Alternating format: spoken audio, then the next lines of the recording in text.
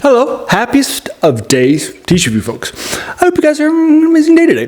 Today we're taking a look at a short story that was written by Brian Lumley. It's called It says this. It's one of the last ones actually. And this collection is called The Thing from the Blasted Heath. It was published in Arkham House from The Color of the Black in '71, early on in Brian Lumley's career. It's linked to you in this collection, Haggopian and Other Stories, which I'm sure I hopefully said correctly, which is a collection of all of his Cthulhu Mythos stuff. So basically what's happening here is that Brian Lumley is growing up a fan of the Cthulhu Mythos, and then he's read a bunch of stuff like H.P. Lovecraft and August Derleth and so forth, and then he'll start writing some stuff. This is pretty early on in his career. To August Derleth, who was editing at the time Arkham House for you folks, and then after that he'll start writing novels in the Necroscope series. So he definitely he's got lots of fans and that sort of thing too. I hadn't read anything by him except for maybe 2 or 3 things in Cthulhu Mythos collections. So I wanted to go ahead and do that for you all, and let you know, just to let you know, as time when I'm dedicating it to the Halloween of Cthulhu Mythos. Now, the Cthulhu Mythos was created in the pulp era by H.P. Lovecraft, and initially began with a shared universe of things with just his stuff, right, in order to increase the whole levels. Sort of a thing too, like Cthulhu and one of the big bads, or places like Innsmouth or Miskatonic University, or books that you would have to read like the Necronomicon too, right? One of my favorite short stories that was written during this era in the Cthulhu Mythos proper is The Color Out of Space. It's actually a sci-fi horror rather than a traditional sort of more cosmic horror, fantasy horror, and that sort of thing. Yeah, you might have gothic horror, right, and that sort of thing too. Also, one of the things that he would do at this time is he would actually start bringing in things from other authors, and then he would also like Seth Agnew would by Clark Ashton Smith, and he would encourage them to, and then he inspired lots of people. I encountered this stuff when I was in college, and I've read probably at least 1,000 things. When I was in college in the mid-'90s, late 90s, I read tons of Cthulhu Mythos collections after I encountered him, like Cthulhu 2000, that were being printed then too. So basically what happens here, again, The Color Out of Space, is actually, he says it right here, Brian Lumley, this is his favorite Cthulhu, it's his favorite Lovecraft short story.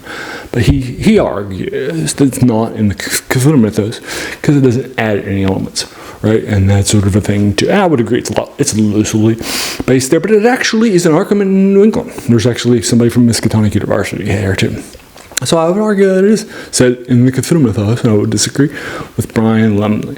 Basically what he's doing here in this fast short story is that he wants to give to us a fast sort of I love this thing here. I'm going to show you how much. I'm going to have a short story that's just dedicated as sort of a sequel to The Color Out of Space. Now, The Color Out of Space is actually one of my favorite short stories in the Cthulhu Mythos, or just by Lovecraft too. And one of my top 10 short stories generally. Right. So you can check that out too.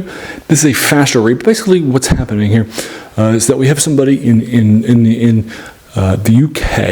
I don't know exactly where, but that's where Brian Lumley lives. And then this person is a collector of rare antiquities, and he decides to reach out. He argues it's the rarest collection ever, and he reaches out and starts to befriend somebody up in the New England area where this meteorite landed that caused all these bad issues and that sort of thing too, from The Color Out of Space. He makes friends with somebody there too. He and that person over there agrees to send him, goes to dig in and send him a sample. That will be the prize of this of our protagonist's collection for you folks. And then he gets it, and it's a plant seed and something like that. So he plants it in his garden outside. He cares for it. And that sort of a thing too, all in the box. But you can definitely tell early on. One of his neighbors, who's a little older guy. He's kind of seen as a little crazy in his ways by all the locals. But he's actually a friend to this guy too. He comes in and he says, "Did you have your fires on last night? Right? Were you outside? I could see some glowing coming from your outdoor stuff." And his cane's tapping. He says, "That's going to be an evil thing." and that sort of a thing too. And this is the basic role in a horror movie of the wise old stranger who's absolutely right and warns us of it. And that's his role here too. I love this short story. I love the ending. I think it's great stuff. Love it lots.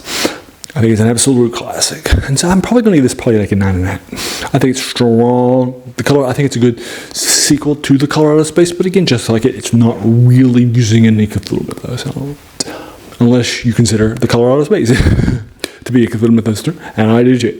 But it's good. I like it lots. And I'll open down the block for you folks, but check it out in the comments. But I'll link it to you in this Polaris. I'm sorry, Solaris collection. I thought Polaris for a second.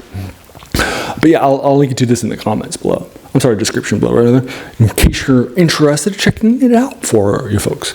And then let me know what your thoughts are, and if you agree or disagree with my 9.5 out of 10 for you folks. Be happy to sort of engage with it further, whatever your thoughts are. As you can, as a reminder, I'm not like a trained critic. I didn't study English in college. No, I'm just coming to you as a fan, right? Just like you are. So I'm not coming to you from a place of expertise. So definitely let me know your thoughts. All up in that box for you folks. And there you go. Also, as you can tell, I also do some other reviews of these older things too, for fantasy, science fiction, and horror.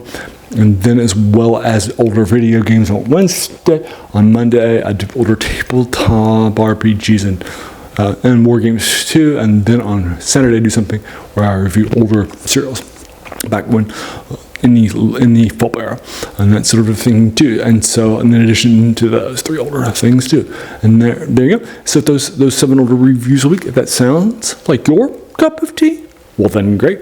Welcome to the channel. Have a seat. I think you'll enjoy your time here quite a bit. And while you're here, please do all the YouTube stuff too. The subscribe button, like button, bell icon, share, like. Apparently there's something new called to make something really popular too. I can't remember how often I'm saying that. I was listening to some other folks that were mentioning it too. But and that sort of stuff too. But at your leisure. And then also, as you can tell from those 7 older reviews a week, it's the passion, right, of this channel to unlock these things for you, right? So it's also where its title even comes from too. That's a quote by a French philosopher, Jacques Joubert, who says that the worst thing about them was that they kept us from reading the old stuff, right? And it's totally true.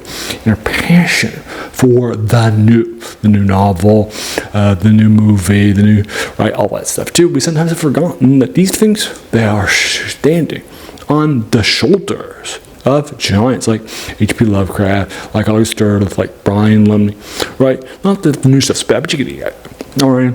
I just want to thank you so very, very much for just taking some time out of your day and investing it, right? And watching my video, because we all have so many things that are happening in our lives too, right? All up and down the walks. And we have so many things that are happening, to pull us in different directions too. So if you spent this time with me, that's incredibly humbling. And I appreciate that so very, very much. So thanks again, and have an amazing day.